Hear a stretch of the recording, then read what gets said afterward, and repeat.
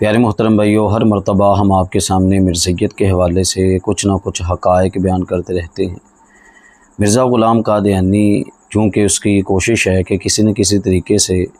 مجھے حضرت مسیح، حضرت عیسیٰ علیہ السلام یا مسیح مسیح کچھ نہ کچھ مان لیا جائے، حالانکہ اس کے پاس کوئی ایسی کوئی دلیل نہیں ہے، نہ کوئی یہ حقیقت ہے کہ جناب اس کو حضرت مسیح ماننا جائے۔ اس نے بہت سارے دلائل اپنی طرف سے دینے کی کوشش کی اور ہم نے اس کی ہر دلیل کا بالتفصیل جواب دیا ہے، اور کسی کے اندر یہ آج تک جرأت نہیں ہے کہ ہمارے ان دیے گئے دلائل کا کوئی جواب دے سکے۔ تو آج بھی اس نے دلیل دینے کی کوشش کی، اپنے آپ کو درست کہتے ہوئے کہتا ہے کہ اگر میں نے اپنے آپ کو مسیح یا مسیح مسیح یا حضرت عیسیٰ اپنے آپ کو میں نے کہہ دیا، تو کہتا ہے اس میں لو جی کون سا میں نے قصور کر دیا۔ ایسے لفظ تو جناب وہ سارے بڑے بولتے آئے ہوئے ہیں کہ جن کو آج تم لوگ اللہ کے ولی مانتے ہو، تو وہ ولی تو ایسے الفاظ بولتے ہیں، ان کے حوالے سے تم کچھ نہیں بولتے۔ جیسے اس نے لفظ لکھے، میں پڑھ کے سنا دیتا ہوں، روحانی خزائن جلد 3 ہے، صفحہ نمبر 230 ہے۔ اس کے اوپر یہ کیا لکھتا ہے، کہتا ہے جی جناب، اور حضرت بایزید بسطامی کے کلمات طیبہ مندرجہ ذیل جو تذکرۃ الاولیاء میں حضرت فرید الدین عطار صاحب نے بھی لکھے ہیں اور دوسری معتبر کتابوں میں بھی پائے جاتے ہیں، اسی بنا پر ہیں جیسا کہ فرماتے ہیں کہ میں ہی آدم ہوں اور میں ہی شیس ہوں، میں ہی نوح ہوں اور میں ہی ابراہیم ہوں، میں ہی موسیٰ ہوں اور میں ہی عیسیٰ ہوں، میں ہی محمد ہوں صلی اللہ علیہ وسلم۔ اور اگرچہ انہی کلمات کی وجہ سے حضرت بایزید بسطامی 70 مرتبہ کافر ٹھہرا کر بستان سے، جو ان کے رہنے کی جگہ تھی، شہر بدر کیے گئے، اور میاں عبدالرحمن خلف مولوی محمد کی طرح ان لوگوں نے بھی بایزید بسطامی کے کافر اور ملحد بنانے میں سخت غلو کیا، لیکن اس زمانے کے گزرنے کے بعد پھر ایسے معتقد ہو گئے جس کا حد انتہا نہیں، اور ان کی شطحیات کی بھی تعویلیں کرنے لگے۔ اب میں نے آپ کے سامنے یہ عبارت رکھتی ہے، آپ اگر تھوڑا سا غور کریں گے تو انشاءاللہ میری باتیں اچھے طریقے سے آپ کو سمجھ میں آئیں گی۔ آج آپ کے سامنے 2 طرح کے مرزے ہیں، ایک بڑا مرزا جس کا نام مرزا غلام قادیانی ہے، اور ایک چھوٹا مرزا جس کا نام مرزا انجینئر ہے۔ دونوں مرزا کی کوشش یہی ہے کہ کسی نہ کسی طریقے سے اسلام میں رخنہ ڈالا جائے اور اسلام میں دخل اندازی کی جائے اور ہماری باتوں کو مانا جائے۔ بڑے مرزے کی بھی یہی کوشش، بڑا مرزا جو سینئر مرزا تھا اس کی بھی یہی کوشش، اس نے بھی اللہ کے ولیوں کے حوالے سے جو ایسے منسوب کلمات ملتے ہیں ان سے اپنے لیے بہتری کی دلیل بنانے کی کوشش کی، اپنے آپ کو درست ثابت کرنے کی کوشش کی، اور آج آ کے جو مرزا جونیئر ہے، مرزا انجینئر، اس کو بھی آج آگے کو جب کوئی شے دکان چلانے کے لیے، سودا بیچنے کے لیے، چورن بیچنے کے لیے، پھکی بیچنے کے لیے جب کوئی شے نہ ملی اس کو، تو آج آ کے اس کے پاس بھی وہی کلمات مل گئے، وہی جو ولیوں کی طرح منسوب باتیں، وہ آج تک یہ اپنی دکان اسی کے اوپر ہی چلا رہا ہے اور اس کے پاس کوئی اور سودا نہیں ہے، صرف اسی کے ذریعے اپنی دکانداری چلا رہا ہے۔ جس کو بھی آپ دیکھو گے نا مرزا انجینئر کا فالوور، تو وہ آپ کے سامنے اسی طرح کی باتیں کرے کہ جی تم چشتی رسول اللہ پارٹی ہو، شبلی رسول اللہ پارٹی ہو، تم یہ ہو، تم وہ ہو، تم اپنے آج تک ولیوں کے کلمے پڑھاتے رہے ہو، تو یہ تو وہ فلاں فلاں۔ حالانکہ میں آج آپ کے سامنے اس کی حقیقت رکھوں گا، اور یہ جو میرا جواب ہوگا، یہ جواب ایسا ہوگا کہ جو مرزا سینئر اس کو بھی کفایت کرے گا، اور مرزا انجینئر جونیئر مرزا اس کو بھی کفایت کرے گا، اور انشاءاللہ جو دونوں کے فالوور ہیں ان کو اچھے طریقے سے آرام کی گولی ملے گی، اچھے طریقے سے فقیر پکا میں دوں گا انشاءاللہ، اگر توجہ سے یہ سنیں گے۔ اور اہل سنت جو ہمارے افراد ہیں، جو ہمارے مسلمان بھائی ہیں، اگر وہ انشاءاللہ اس کو اچھے طریقے سے سماعت کریں گے تو انشاءاللہ ان کا بھی بہت زیادہ فائدہ ہوگا۔ دیکھیے، پہلی بات میں اپنے لفظوں میں بتا دیتا ہوں، تاکہ جس نے بعض اوقات ہمارے ایسے بھائی ہوتے ہیں جنہوں نے ٹائم مختصر ہوتا ہے، تھوڑی سی ویڈیو سماعت کرتے ہیں، پھر وہ آگے سماعت نہیں کرتے، پھر وہ چلے جاتے ہیں، تو ان کے لیے میں چند کلمات بول دیتا ہوں، پھر بعد میں جو میں نے بحث کرنی ہے یہ بالخصوص اہل علم کے لیے ہوگی۔ اگر عام لوگوں میں سے کوئی سننا چاہے تو اس کی مرضی سن لے، انشاءاللہ فائدہ ہوگا، اور اگر نہیں سننا چاہے عام لوگوں میں تو جانا چاہے، تھوڑی سی ہماری باتیں سن کے وہ جا سکتا ہے۔ لیکن مرزا انجینئر اور مرزا سینئر ان سب کے فالوور سے میں کہوں گا کہ ذرا میری باتوں کو توجہ سے آخر تک تم نے سننا ہے، انشاءاللہ تمہارے کانوں سے صحیح طریقے سے دھواں نہ نکلے تو پھر کہنا۔ اچھا، پہلی بات تو یہ ہے کہ اس طرح کی جو بھی عبارتیں ہوتی ہیں اللہ کے ولیوں کے حوالے سے جو بھی ملتی ہیں عبارتیں، پہلی بات یہ ہے کہ ایسی عبارتیں ثابت نہیں ہوتی، یہ ذہن میں رکھیے گا۔ یہ جھوٹ گڑھ کے ان ولیوں کی جانب منسوب کر دی جاتی ہیں، وہ ولی جو مسلمہ شخصیات ہیں، جو یہ نہیں کہ گلی محلے کا کسی کو ولی بنایا اس کی باتیں نکال کے بیٹھ کے، نہیں، بلکہ امت آج تک جن کو ولی مانتی آئی ہے، یہ ان کے حوالے سے بات ہو رہی ہے کہ ان کی طرف جو ایسی باتیں منسوب ہوتی ہیں وہ ان سے ثابت نہیں ہوتی۔ اور اگر بالفرض ثابت ہو بھی جائیں کسی نہ کسی طریقے سے، تو دوسری بات یہ ہوتی ہے کہ ایسی باتیں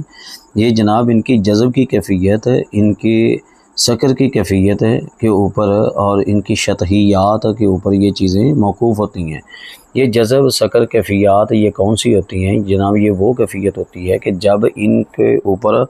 حال کا غلبہ ہوتا ہے اور ان کی اپنی عقل ان کے پاس ہے، گویا کہ عقل پر ان کا اختیار نہیں رہتا۔ اور شریعت ویسے ہی کہتی ہے کہ جن لوگوں کے اوپر شریعت کا قلم اٹھا دیا گیا، وہ ان لوگوں میں سے شریعت نے اس کو بھی گنا ہے کہ جناب جس کا اپنی عقل کے اوپر اختیار نہ رہا، جس کا اپنی عقل کے اوپر اختیار نہ رہا، شریعت ان سے مواخذہ نہیں کرتی۔ اگر ثابت ہوں کہ انہوں نے ایسے کلمات بولے تو یہ ان کی ایسی حالت پر موقوف ہوتے ہیں کہ جس حالت میں ان کا اپنی عقل پر اختیار نہیں ہوتا، محبت الہی، شوق الہی کا جذبہ غلبہ ہو جاتا ہے، جس بنا پر جس کے پیش نظر ان کو اپنی عقل پر اختیار نہیں ہوتا، پھر جو کلمات صادر ہوتے ہیں وہ اسی طرح صادر ہوتے ہیں جس طرح کہ آپ نے قرآن پاک میں بھی پڑھا ہے کہ جب درخت سے آواز آئی تھی کہ یا موسیٰ انی انا اللہ، اے موسیٰ میں اللہ ہوں۔ اللہ کے درخت کو اللہ تو موسیٰ علیہ السلام نے بھی نہیں مانا، نہ آج تک کبھی کسی نے مانا اس درخت کو اللہ، جبکہ آواز اس درخت سے آئی تھی، تو کوئی بھی اس درخت کو اللہ نہیں مانتا۔ اور نہ قرآن نے جو عبارت اس طرح ذکر کی ہے کہ موسیٰ علیہ السلام اس بات کو سن کر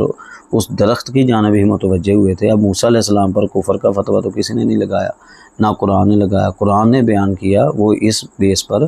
کہ جناب وہ جو درخت تھا وہ اللہ پاک کی گویا کہ صفات و ذات کا گویا کہ مظہر بن گیا تھا، گویا کہ تو جب ایک درخت ہے وہ اللہ پاک کی ذات کا مظہر بن سکتا ہے، تو پھر جو اللہ کا ولی ہے، جو اللہ کا بندہ ہے، جو اشرف المخلوقات ہے، کیا اس کے اوپر کبھی ایسی کیفیت طاری نہیں ہو سکتی؟ تو یہ میں نے ایک مختصر انداز میں چند باتیں اپنی عوام اہل سنت کے لیے رکھی ہیں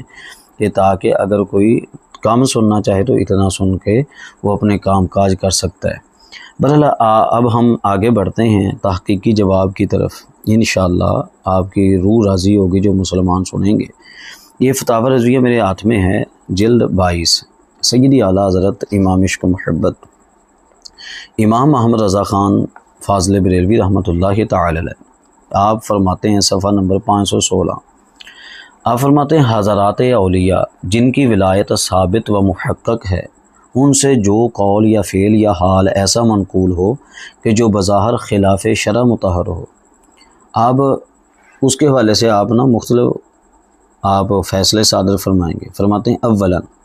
اگر وہ سند صحیح و واجب الاعتماد سے ثابت نہیں، یعنی کہ اس کی صحیح سند سے وہ چیز ان بزرگوں سے ثابت نہیں ہو رہی، تو ناقل پر مردود، یعنی جس نے اس کو نقل کیا یہی کہا جائے گا اس نے جھوٹ اس کو ذکر کیا ہے۔ اور دامن اولیاء اس سے پاک، بلکہ اولیاء تو اولیاء، حجت الاسلام غزالی نے قدس سرہ العزیز نے احیاء شریف میں تصریح فرمائی کہ کسی مسلمان کی طرف کسی کبیرہ کی نسبت جائز نہیں جب تک ثبوت کامل نہ ہو۔ اور یہ تواتر نہیں کہ کوئی نسخہ کسی کی طرف منسوب کسی الماری میں ملا، چھاپے نے اسے چھاپ کر شائع کر دیا۔ اس کی مثال ایسی ہے کہ کوئی مجہول ناشناختہ بازار میں کوئی بات منہ سے نکالے اور اسے 1000 آدمی سنیں اور نقل کریں، ناقل 1000 نہیں لاکھ صحیح، منتہا سند تو ایک فرد مجہول ہے کہ سند جہاں کے جا رہی ہے وہ بندہ کون ہے وہ تو کوئی پتہ نہیں کس نے بیان کیا اس کو، تو تواتر درکنار صحت ہی نہیں، تواتر تو دور کی بات درستی ثابت نہیں ہے۔ اعلیٰ حضرت فرماتے ہیں آج کل حضرات اولیاء کرام کے نام سے بہت کتابیں نظم و نثر ایسی شائع ہو رہی ہیں، یہ چال بعض علماء کے ساتھ بھی چلی گئی ہے۔ ایک کتاب عقائد امام احمد کے نام سے چھپی، جیسے وہ ایسے ہی بری ہیں جیسا اس کا مفتری حیا و دیانت سے بری۔ شاہ ولی اللہ صاحب کی مشہور کتابوں میں وہابی کش دفتر دے کر کسی وہابی نے ان کے نام سے ایک کتاب گڑھی اور چھاپی گئی۔ ثانیاً دوسری بات آپ فرماتے ہیں اگر باسموت معتمد ثابت ہو، یعنی اگر معتمد ذریعے سے معتمد دلیل سے یہ ثابت ہو اور گنجائش تعویل رکھتا ہے تو تعویل ہم کریں گے، تعویل واجب ہے، اور مخالفت نہیں کریں گے، مخالفت منتفع۔ اولیاء کی شان تو عرفہ، ہر مسلمان سنی کے کلام میں تا حد امکان تعویل لازم ہے۔ یہ امام علامہ عارف باللہ عبدالغنی نابلسی فرماتے ہیں کہ ارشاد فرمایا کہ طالب پر واجب ہے کہ اپنے بھائیوں کے کلام کو اچھے محمل پر حمل کرے، کسی ایسے کلام میں کہ جس میں نقص سمجھا جائے، لہٰذا اس کے لیے 70 تک محمل تلاش کرے۔ پھر ارشاد فرمایا کہ اس سے عاجز نہیں ہوتا مگر ہر ایسا شخص کہ جس کو کم توفیق عنایت کی گئی۔ اور سیدی اعلیٰ فرماتے ہیں کہ اس کے بعد پہلی بات آپ نے فرمائی تھی کہ وہ سند صحیح سے ثابت نہیں ہوگی، دوسری بات فرمایا اگر بالفرض ثابت ہو جائے تو پھر تعویل کی جائے گی، تیسرا فرماتے ہیں اگر تعویل بھی ناممکن ہو مگر کلام احتمال والا ہو، شک والا ہو کہ وہ کلام ان کے مناسب رفیع اوپر والے جو مقام ہے ولایت و امامت تک پہنچنے سے پہلے کا ہے تو اسی پر عمل کریں گے، اور نہ اس سے استناد جائز نہ ان پر اعتراض۔ یعنی سیدی اعلیٰ سے فرماتے ہیں پھر ہم یوں سمجھیں گے کہ یہ کلام انہوں نے اس جو ولایت والی سیڑھی ہے وہاں ولایت کی سیڑھی تک پہنچنے سے پہلے کیا،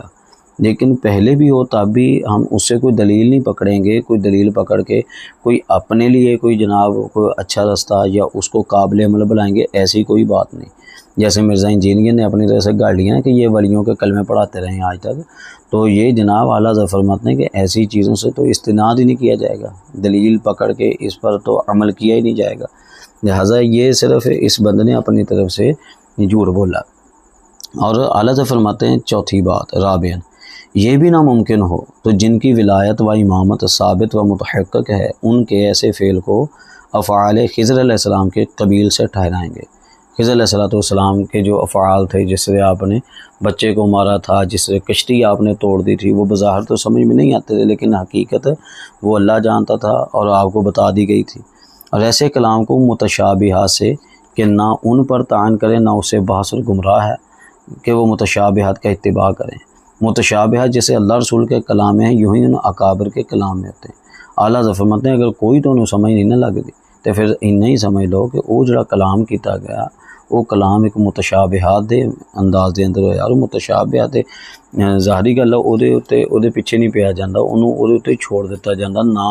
وہ تو کوئی دلیل پکڑی جاتی نہ اپنے واسطے کوئی فائدہ اٹھایا جاتا اس تو۔ ہوں فتاوی رضویہ جلد نمبر 15 میرے ہاتھ کے اندر موجود،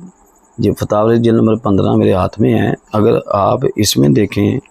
تو اس میں سیدی اعلیٰ حضرت آپ نے جو لکھا وہ یہی پہلی بات آپ نے یہ لکھی، صفحہ نمبر اس کا ہے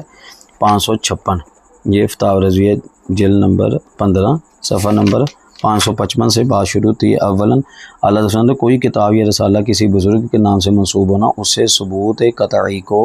مستلزم نہیں۔ بہت رسالے خصوصاً اکابر چشت کے نام سے منسوب ہیں۔ اب یہ کیا کہتا ہے مرزا انجینئر، یہ کہتا ہے بابوں، یہ اپنے بابوں کے کلمے پڑھاتے ہیں، یہ کہتا ہے میں نے آ کے جناب ان لوگوں کی حقیقت کھولی، حالانکہ اعلیٰ حضرت پہلے بتا رہے ہیں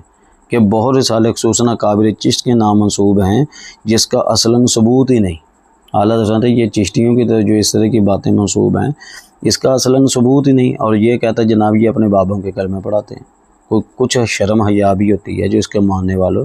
ان کو کچھ شرم و حیا ہونی چاہیے کہ جناب ہم تو اس چیز کا شروع سے رد کرتے آ رہے ہیں، تمہارا مرزا تو آج جم کے نکل رہا ہے، اس کو تو جناب ناک بھی اپنا صاف کرنا نہیں آتا تھا جب پہلے ہمارے بزرگ اس کے حوالے سے باتیں کر کے چلے گئے ہیں۔ پھر آپ اگلی بات فرماتے ہیں کسی کتاب کا ثابت ہونا اس کے ہر فکرے کا ثابت ہونا نہیں ہوتا۔ بہت اکابر کی کتابوں میں الحاقات ہیں، یعنی بہت سارے کابر ہیں کہ ان کی کتابوں میں تحریفات کی گئی، سیدی اعلیٰ فرماتے ہیں۔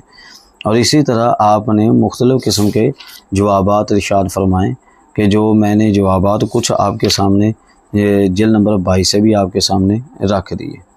اور اس کے علاوہ بھی کافی چیزیں انشاءاللہ وہ آپ کے سامنے عرض کرتا ہوں۔ اب آئیے اسی طرح یہ میں نے آپ کے سامنے چیزیں رکھی ہیں۔ فتاوی شارح بخاری ہے جلد اول، مفتی شریف اللہ کمجری رحمۃ اللہ علیہ صفحہ 342 پر لکھتے ہیں یہ سکر اور صحو کیا ہوتا ہے؟ یہ سمجھیے گا ذرا توجہ سے، سکر کیا ہوتا ہے، صاحب کیا ہوتا ہے، جس کو ہم اپنے طور پر یہ جذب کی کیفیت بھی کہہ دیتے ہیں، شطحیات بھی کہہ دیتے ہیں، تو ان سب کا معنی غور سے دیکھیے گا۔ کہتے ہیں صاحب کا مطلب یہ ہوتا ہے کہ عارف یعنی اللہ کا ولی غلبہ محبت اور جذب اور استغراق کی وجہ سے مغلوب نہ ہو یعنی عقل اس کی نیچے نہ آئے، یہ ہوتا ہے صاحب۔ اور سکر کا مطلب ہوتا ہے کہ مغلوب ہو یعنی عقل اس کے قبضہ میں نہ رہے۔ عالم سکر کی باتیں حجت نہیں، یہ اس لفظ پر غور کیجیے گا، جملے پر۔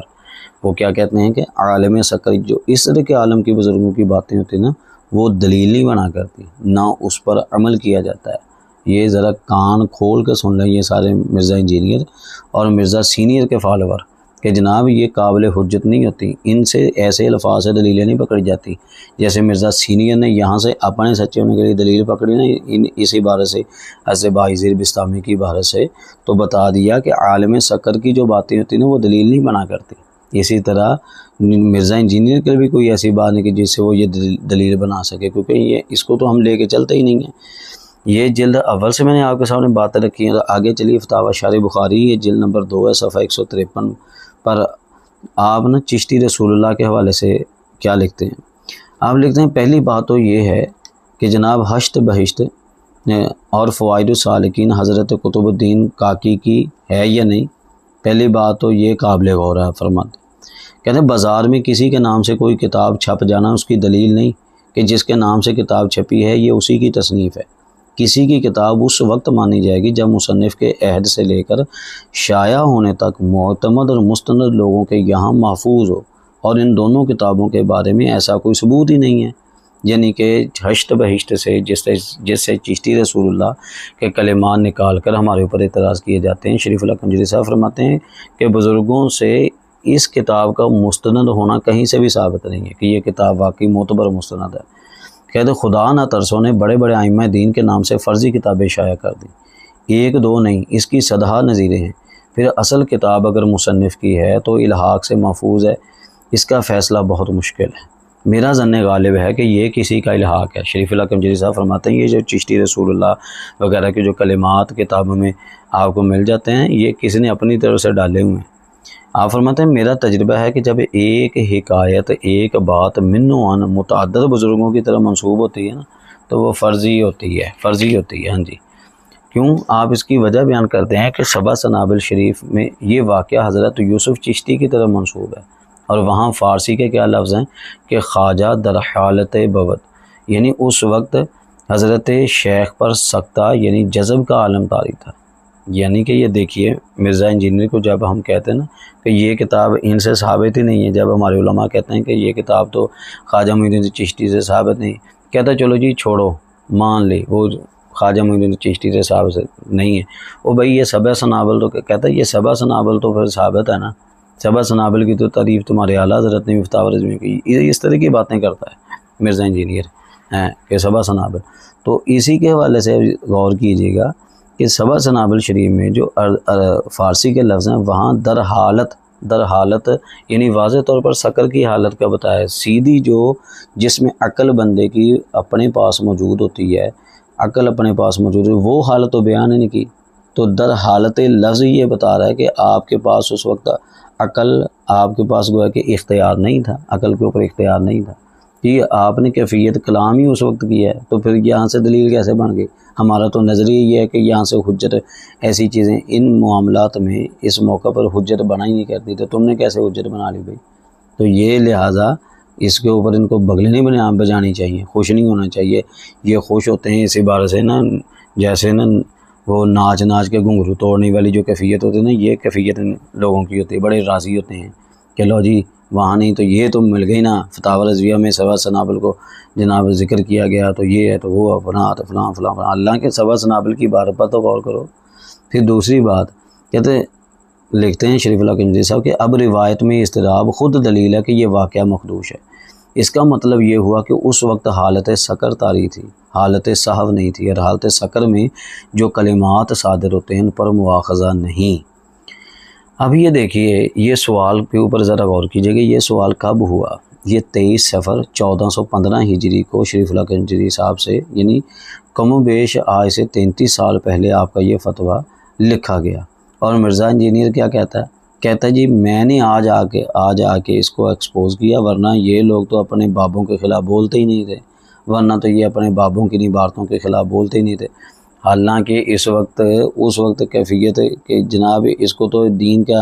دال کا بھی پتہ نہیں ہوگا جب یہ فتویٰ لکھ دیا گیا۔ ہاں جی، یہ اس نے تو بعد میں کام شروع کیا۔ اور کچھ تو جناب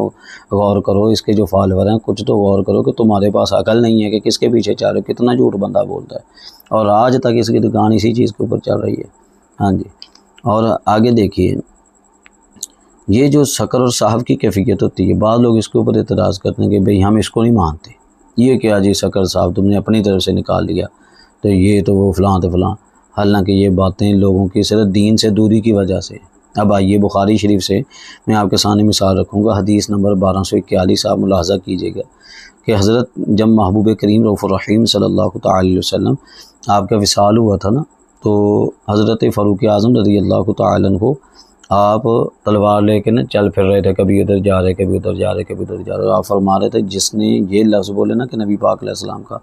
وصال ہو گیا تو وہ بندہ منافق ہے، میں اس کی گردن اتار دوں گا، یہ وہ اس طرح کے آپ نے اس طرح کے کلمات آپ بول رہے تھے۔ حضرت ابوبکر صدیق نے اس وقت آپ کو بیٹھنے کا کہا، آپ نہیں بیٹھے۔ پھر حضرت ابوبکر صدیق نے جب خطبہ پڑھا، اس میں انک میتون و انہم میتون والی آیت پڑھی، تو پھر جا کے حضرت فاروق اعظم رضی اللہ تعالی عنہ کو آپ سے غلبہ حال کم ہوا، پھر آپ کی توجہ گئی اس چیز کی طرف، تو پھر آپ نے ان چیزوں کی طرف توجہ کی۔ اب یہ دیکھیے قرآن کہہ رہا ہے انک میتون و انہم میتون، جبکہ حضرت فاروق اعظم رضی اللہ تعالی عنہ آپ کیا حکم لگا رہے ہیں، تو اب حضرت فاروق اعظم کے اوپر کیا فتویٰ لگے گا اس کیفیت میں؟ تو یہ ایک کیفیت ہی تھی، کوئی فتویٰ نہیں لگتا، یہ کیفیت تھی، ایسی کیفیات کے اوپر فتوے نہیں لگا کرتے، اور نہ یہ قابل عمل ہوتی ہیں ایسی چیزیں، بس وہ واقعہ تھا وہ ہو گیا۔ اسی طرح اگر آپ مشکوٰۃ شریف میں ایک روایت دیکھتے ہیں، حضرت عثمان غنی رضی اللہ تعالیٰ عنہ کتاب الایمان کے اندر حضرت عثمان غنی رضی اللہ تعالیٰ عنہ آپ کے حوالے سے بھی ہے کہ جب فرماتے ہیں جب حضور کا وصال ہوا تو کچھ لوگوں کو وسوسے آنے لگے، تو میں بھی ان لوگوں میں شامل تھا کہ جن کو وسوسے آ رہے تھے۔ فرماتے ہیں کہ حضرت سیدنا فاروق اعظم میرے پاس سے گزرے، انہوں نے مجھے سلام کیا اور مجھے پتہ تک نہ چلا، انہوں نے جا کے حضرت ابوبکر صدیق کو میری شکایت لگائی،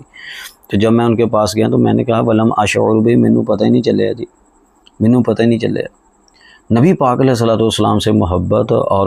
آپ کے بچھڑنے کا جو غم تھا اس کا غلبہ اتنا ہو گیا، اللہ کے سلام کا جواب دینا تو واجب ہوتا ہے۔ اب کیا حضرت عثمان غنی پر یہ فتویٰ لگایا جائے گا کہ جناب آپ نے سلام کا جواب نہیں دیا تو یہ ہو گیا تو وہ ہو گیا؟ نہیں بھئی، فتویٰ نہیں لگے گا، کیونکہ غلبہ حال تھا۔ تو یہ غلبہ حال جب ہو تو اس وقت نہ تو فتویٰ لگتا ہے نہ جناب وہ چیزیں قابل عمل ہوتی ہیں۔ اسی طرح مسلم شریف کی حدیث ہے، وہ ابھی ٹائم بہت زیادہ ہو گیا، بل میں مختصر کروں گا کہ وہاں کے پر ایک توبہ کرنے والے بندے کی بات لکھی ہوئی ہے کہ جب بندہ توبہ، اس بندے ایک مثال دے کے نبی پاک علیہ السلام نے فرمایا کہ جب وہ توبہ کرے، اور توبہ اس نے توبہ کی تو توبہ کرتے ہوئے اس کی زبان سے ایسے کلمات نکل گئے، کون سے کلمات نکل گئے؟ اس نے کہا انت عبدی انا ربک۔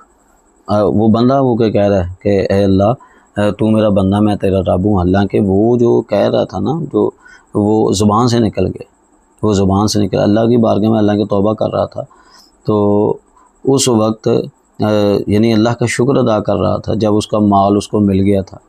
تو مال کے ملنے کی کیفیت کے اوپر اس نے جو کلمات بولے، خوشی اتنی زیادہ ہو گئی کہ غلبہ حال ہو گیا، عقل کے اوپر حال